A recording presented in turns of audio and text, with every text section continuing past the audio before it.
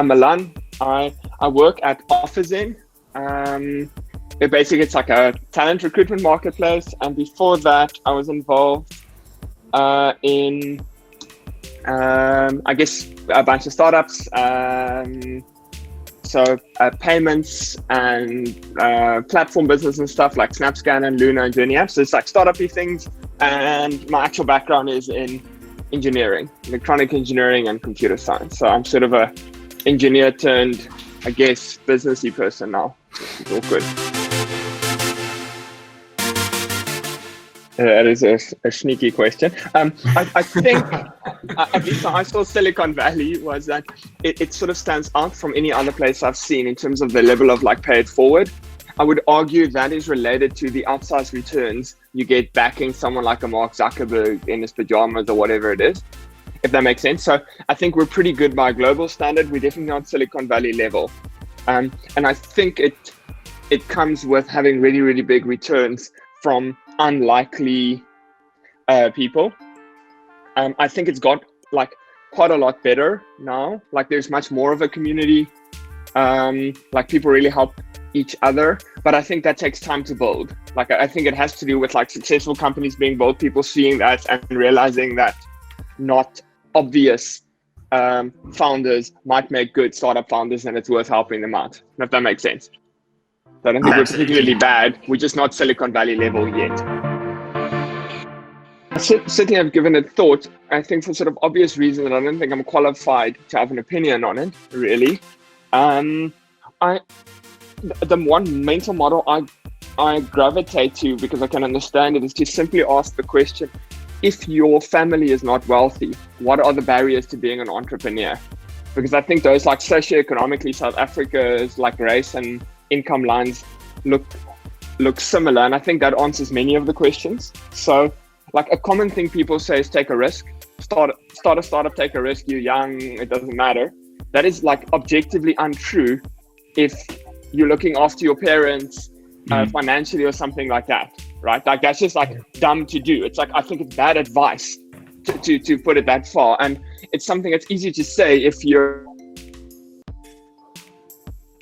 Stanford University or whatever, you know, where they've got wealthy parents and everything. So I think that's like one pretty significant barrier.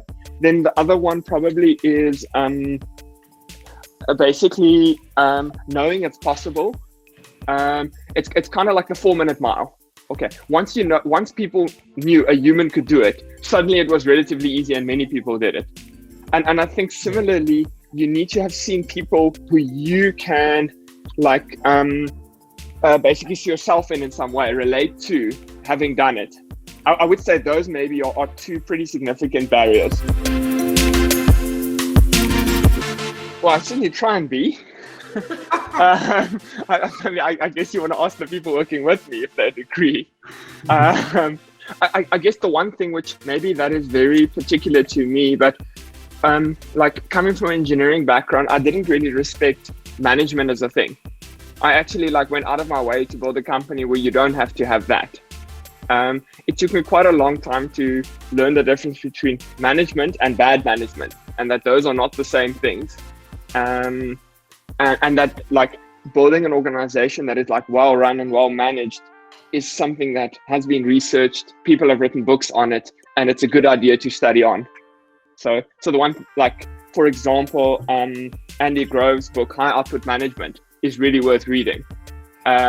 Like in terms of doing, like people have actually thought really, he's a guy who basically built Intel into what it is. And so I guess it's a like, maybe most people are not that stupid, but I was certainly stupid enough to think, hey, this whole management thing isn't really needed. We're all smart. I'm sure we can all work together and figure it out. And then realizing actually it's not that simple. Like once you get over like 7 people, pretty much you need some kind of a plan. So that's just for me, I guess, like took awkwardly long to realize that basic fact. So I think I've had a little bit of a journey in how I think about this. There's sort of two schools of thought, I guess, on it. The one is the idea really doesn't matter, and you just want to look at the people. I'm definitely more in that camp. I can show you guys if you have a minute, I can find a thing that might make you laugh. So, I mean, our plan was literally, this is a screenshot, a photo from the whiteboard, right? It was start a company with QR ideas, tech in inverted commas, like that was like the plan. And then sort of 2 months later, the plan had evolved into buying with credit card. That's a CC on phone and more shit. So that was like literally the SnapScan planning initially. So it's pretty rough. The interesting thing, I guess, was if you that like photo was us trying stuff at a market, is like speed of iteration. Then like the team was really good at iterating fast, and like one of the lessons we learned, which is like maybe a silly one or took us a while to get, is it's initially to look at something a small group of people who do daily and use a phone to pay for, and that ended up being coffee.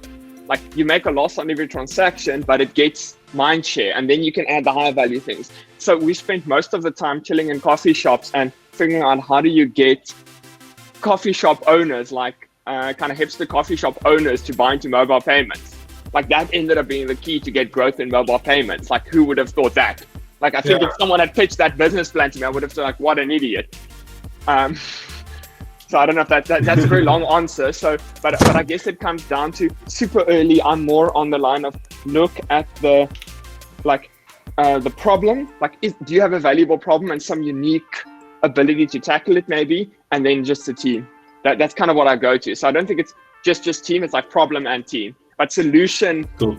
About the only thing you can be sure of is whatever you're thinking you're wrong. At least I have never thought a right solution at the start. Hardest business decision. If I had to go singular decision that ended up being hard, is the very first company I started was a company called Faraday. We reached a point where we had like a funding round that fell apart. So we had about 2 months runway, and they wanted to funders basically said shut down the company. And I guess sort of realized that I had the choice to buy out the investors, which would have cost all my money, and then still like have 2 months of runway and see if we can like get the company to survive in 2 months, which I then ended up doing. But it did cost me like literally a 15 years worth of life savings. So that was pretty tricky. And I kind of ran the numbers and I thought, hey, it might work.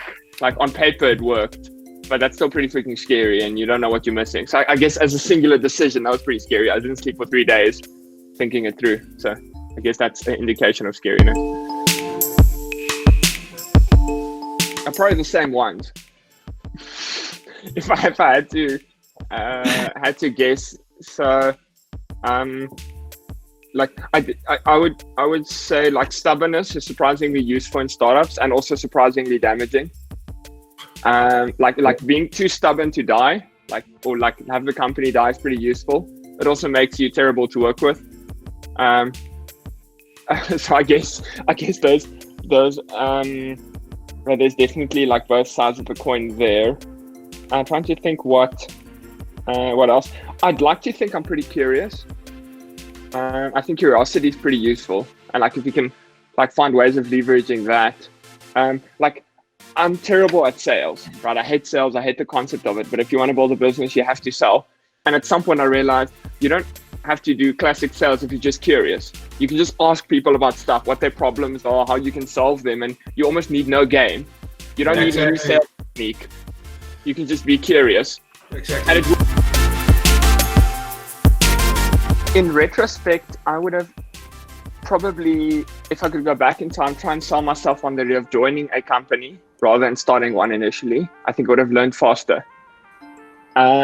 Like I guess part of the stubbornness is I really, like, to my own detriment, I would just not follow a rule. Like it's completely stupid. It makes no sense. It's just like, I'm wired like that. I hate freaking rules. So I hate systems. And I think understanding where you are on that scale matters. Sure, I don't know. I honestly haven't got a view on it. I guess you're also looking at it from a Dutch perspective. Yeah. You guys are kind of far on that other. I'm not sure if we'll ever get to your level. I have to be honest. I would like to think so, but I'm not sure. I'm not a massive fan of school personally. Like I don't think it's an incredibly good model. I guess at least it didn't work. Like I didn't enjoy it much at all. It was pretty much torture. Wow. Like being forced to sit still. Like I absolutely hated it. So I guess no. It would be my sense. Like, do I think it should all be torn down? No, also no. But I definitely don't think it's an optimal model. Okay. Well, I guess definitely character, right? I'm trying to think how can it not be character?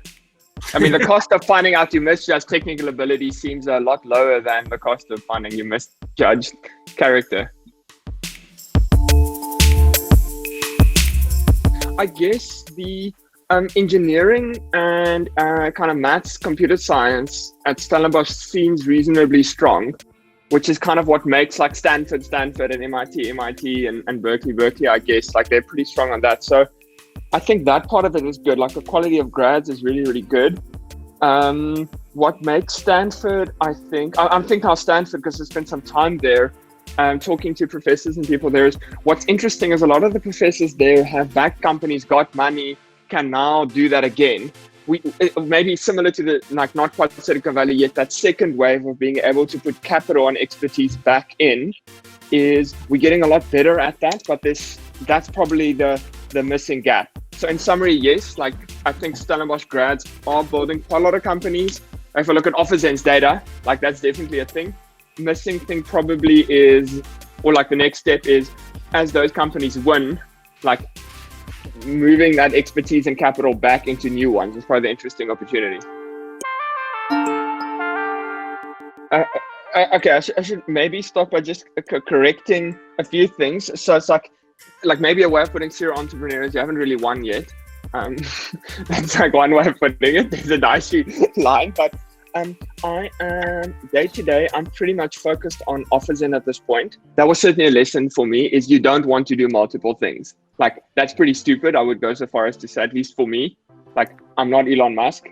Definitely, like he somehow manages to magically do it, but I think it's insanely hard. So I found that quite hard, and pretty brutal actually. Where I have had to so as much as I can try and set myself up to focus on less things, if that makes sense. So yeah, these days it took me quite a while to get there. Like definitely focus is like has outsized returns.